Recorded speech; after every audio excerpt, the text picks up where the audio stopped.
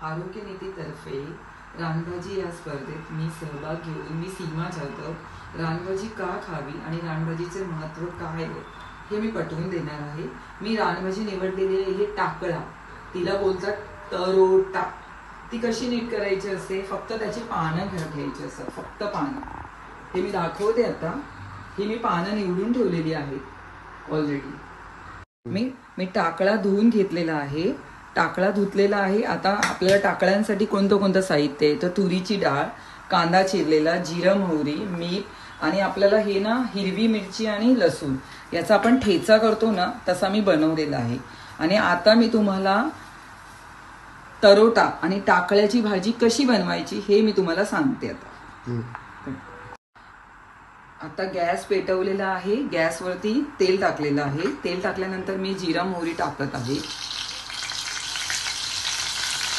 हा जो आहे तो हिरव्या मिरचीचा ठेचा जो बनवलेला आहे तो मी टाकणार आहे, त्याने टेस्ट वेगळी येते।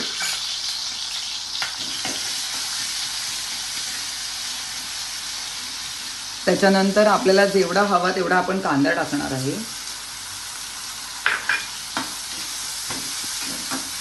आणि मी ना टाकळ्याची भाजी बनवते, तर टाकळ्याला ना तरोटा असे म्हणतात। आणि ही जी भाजी आहे ना ह्याची पानांचं जे आहे ना ते पानं आहेत ना औषधी आहेत।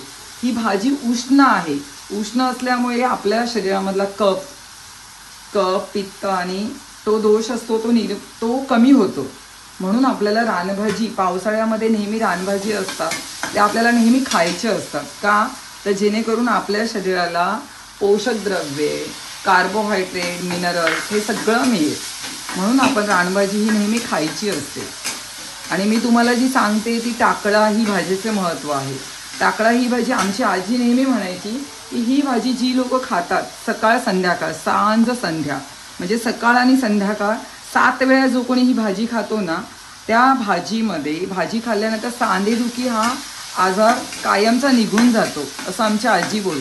पूर्वीच्या जमान्यामध्ये आहे ना रानभाज्या हे नेहमी सगळी लोक खात होते। आत्ताच्या लोकांना रानभाजीचं महत्त्वच माहीत नाहीये, रानभाजी का खातात त्याचं महत्त्व माहीत नाहीये। पण पूर्वीच्या लोकांना माहिती आहे की ह्या भाज्या का खाव्या लागतात। ह्या भाज्यामध्ये विटामिन्स, मिनरल्स, कार्बोहायड्रेट, प्रोटीन सगळं मिळतं। आणि मेन म्हणजे ही भाजी खाल्ल्यामध्ये ना ह्या भाजीमध्ये त्वचा रोग आहे ना, खरूज ज्यांना होते ना त्या लोकांनी ही भाजी खावी, कारण खरूज हा प्रकार आहे ना तो होणारच नाही कधी। टाकळा म्हणजे तरोटा ही भाजी आहे ना, आपल्याला जसा हवा तसा कलर जर हवा असेल ना तर आपण डायरेक्ट करायची, म्हणजे आपल्याला कलर तसाच होईल। आता टाकळ्यामध्ये थोडंसं पाणी टाकलेलं आहे, कारण की टाकळ्याची जी भाजी आहे ना ती थोडीशी उष्ण असते, तर थोडंसं आपल्याला ते पानं जरा हे असल्यामुळे ना आपल्याला थोडंसं पाणी टाकावं लागतं। पाणी टाकल्यामुळे टाकळ्याची भाजी मस्त शिजते आणि खूप टेस्टी असते। सगळ्यात महत्त्वाचं सांधेदुखी ह्या आजारावरती, त्वचेच्या आजारावरती ही भाजी खूप गुणकारी आहे। ह्या भाजीची जी पानं असतात ना, पानं ती सुद्धा आपल्याला आयुर्वेदिक औषधामध्ये वापरली जातात। मला तुम्हाला हेच महत्त्व द्यायचं आहे की रानभाजी पावसाळ्याच्या मिळतात त्या सीझन वाईज, पावसाळ्यामध्ये ज्या भेटतात नॅचरली उगवतात त्या, आणि त्यांनाच रानभाजी म्हणतात। आणि रानभाजीचं काय महत्त्व आहे हे आजकालच्या पिढीला सांगणं महत्त्वाचं आहे। म्हणून मी टाकळ्याची भाजी घेतलेली आहे आणि ही टाकळ्याची भाजी तर थोड्या वेळानंतर होईल। आता मी टाकलेलं आहे पाणी, थोड्या वेळानंतर बनेल।